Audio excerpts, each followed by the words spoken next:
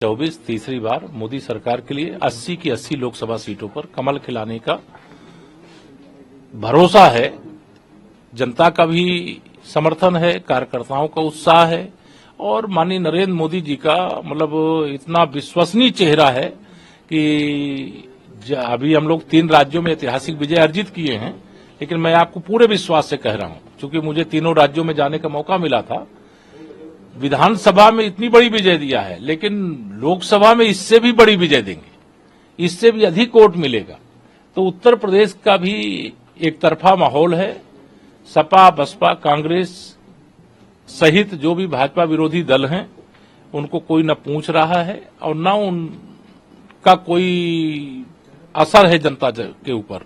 इसलिए 2024 में तीसरी बार मोदी सरकार के लिए 80 की 80 लोकसभा उत्तर प्रदेश की हम लोग जीतेंगे, ये हमें भरोसा है। सर, यूपी काफी महत्वपूर्ण है। कहा जा रहा है कि बीजेपी अपने सांसदों का यहाँ पर आखिरी सर्वे भी शुरू करा चुकी है। वो तो देखिए पार्टी का काम है, पार्टी जो करना है वो पार्टी करेगी, लेकिन पार्टी का जो काम है, पार्टी को जो करना है और जब आप लोगों को बताना होगा तो पार्टी के स्तर पे बताया जाएगा। लेकिन आज की डेट में मैं इतना ही कह सकता हूं, टिकट चाहे जिसे मिले, कमल का फूल जरूर खिले, यह संकल्प हमारे कार्यकर्ताओं का भी है, जनता का भी है और तीसरी बार मोदी जी के नेतृत्व में सरकार बने, यह हर व्यक्ति चाहता है, हर नागरिक चाहता है।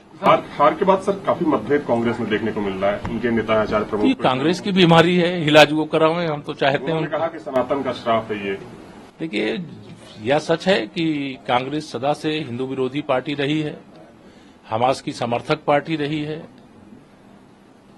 चुनाव आता है तो चुनावी हिंदू और राम भक्त बन जाते हैं और जनता हर बात को बहुत बारीकी से देखती रहती है, सुनती रहती है, समझती रहती है और लोकतंत्र में अपना फैसला उचित समय पर सुना देती है। जो फैसला की गूंज आज देश में ही नहीं पूरी दुनिया में। सर, मायावती ने ट्वीट किया है, उन्होंने कहा ये जो परिणाम आए हैं एक तरफा है, इस पर उन्होंने सवाल खड़े किए और कहा है कि हमने लोकसभा को लेकर 10 दिसंबर को एक बड़ी बैठक बुलाई, लेकिन ये जो परिणाम आए हैं उस पर उन्होंने सवाल खड़े किए हैं।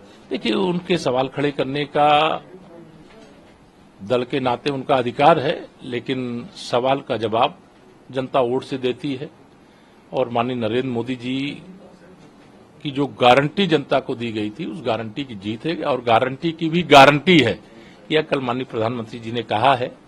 और 3 राज्यों में हमारी पार्टी की ऐतिहासिक जीत हुई है और इस हैट्रिक के साथ जो तीसरा लोकसभा चुनाव माननीय प्रधानमंत्री जी की अगुवाई में हम लोग लड़ने जा रहे हैं, लोकसभा में भी जोरदार हैट्रिक लगाएंगे और भारतीय जनता पार्टी की जबरदस्त बहुमत वाली 2024 में देश में सरकार बनेगी। तीनों राज्यों में आप हुए, मुख्यमंत्री हुए, लगातार आप लोगों ने रैलियां की और जो जीत का रेशियो रहा, जहां जहां आप लोगों ने चुनाव प्रचार किया, वहां पर काफी शानदार रहा है। इसको ये कोई सवाल नहीं है और मैं समझता हूं कि हम सब भारतीय जनता पार्टी के कार्यकर्ता हैं और हर कार्यकर्ता को जब पार्टी की जरूरत होती है, तो जैसे यूपी में चुनाव होता है तो देश के अलग अलग राज्यों के हमारे पार्टी के कार्यकर्ता नेता आते हैं, वैसे हम लोगों को भी पार्टी ने बताया, हम लोग भी दूसरे राज्यों में काम करने के लिए गए।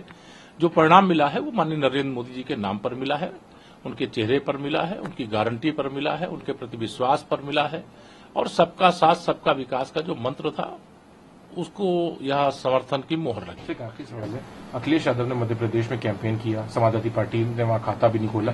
क्या लगता है इस परिणाम के बाद जो इंडिया गठबंधन में जो पहले झगड़े देखे जा रहा है वो और बढ़ जाएगा, क्योंकि कांग्रेस भी 3 राज्य हार गई पूरी? देखिए, गठबंधन तो वह है ही नहीं, वो तो ठगबंधन है। वो भ्रष्टाचार के दलदल में डूबे हुए लोगों का एक गैंग है और वह सबकी मंशा है कि वह माननीय नरेंद्र मोदी जी को देश का प्रधानमंत्री बनने से रोक पावे।